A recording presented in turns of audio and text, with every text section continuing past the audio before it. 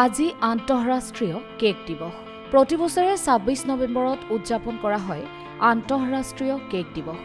Cake হৈছে সাধাৰণতে আটা, চেনি আৰু অন্যান্য সামগ্ৰীৰে তৈয়াৰী এক বেকড খাদ্য, যি সমগ্ৰ বিশ্বতে জনপ্ৰিয়। পোনপ্ৰথম অৱস্থাত কেক আছিল পাওৰুটিৰ এক পৰিৱৰ্তিত ৰূপ। অৱশ্যে অত্যাধুনিকতাৰ ফলত বৰ্তমান ই পেষ্ট্ৰি, পাই আদিৰ দৰে আন বেকড খাদ্যসমূহকো সামৰি ল'লে, যি কেক অবিহনে আজিকালি বিয়া, বিবাহ বাৰ্ষিকী, জন্মদিন আদিৰ কথাচোন কল্পনাও কৰিব নোৱাৰি। অৱশ্যে ঠাইভেদে এই কেক প্ৰস্তুত কৰাৰ প্ৰণালী ভিন ভিন।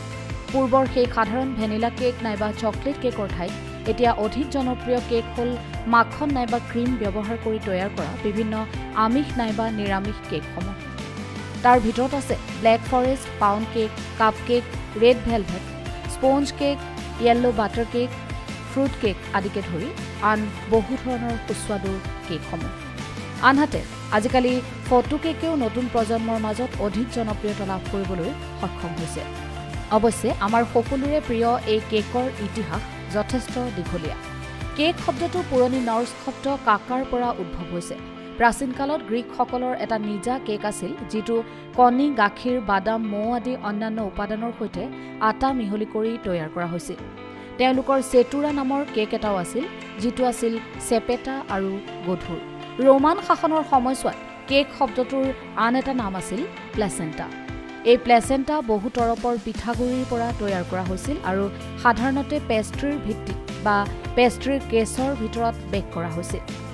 গ্ৰীকসকলে ইয়াক প্ৰস্তুত কৰোঁতে বিয়েৰ ব্যৱহাৰ কৰিছিল আৰু এই মিশ্ৰণত অন্তৰ্ভুক্ত আছিল ছাগলীৰ গাখীৰ ব্যৱহাৰ কৰি তৈয়াৰী পনীৰ। আনহাতে ইংলেণ্ডতো আৰম্ভণিৰ সময়ছোৱাত কেক আছিল দৈনন্দিন ব্যৱহৃত পাওৰুটিৰ দৰে। সমগ্ৰ বিশ্বতে জনপ্ৰিয় এই কেক প্ৰকৃতাৰ্থত বিস্কুটৰ দৰে। দুয়োটাৰে মাজত পাৰ্থক্য মাথো এইটোৱে যে কেক পুৰণি হ'লে কঠিন হৈ পৰে, আনহাতে বিস্কুট পুৰণি হ'লে সেমেকি যায়। অসমতো অতীজৰ পৰাই এই কেকৰ প্ৰচলন আছে। আমাৰ অসমতো পৰম্পৰাগত এনে বহু পিঠা আছে, যিসমূহ তৈয়াৰ কৰাৰ পদ্ধতিৰ সৈতে বাহিৰা দেশৰ কেক তৈয়াৰ কৰাৰ পদ্ধতিৰ বহু সামঞ্জস্য আছে।